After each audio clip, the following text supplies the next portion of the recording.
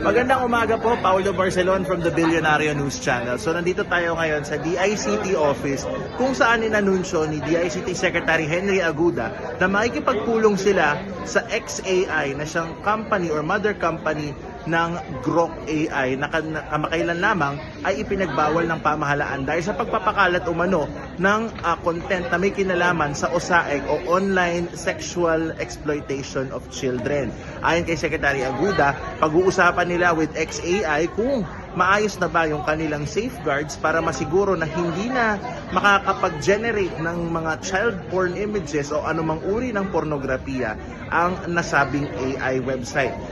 Abangan din natin kung lalabas yung desisyon na yan, kung maa-unblock ba ang Grok dito sa Pilipinas dahil inaasahan din na ngayong araw ilalabas yung findings ng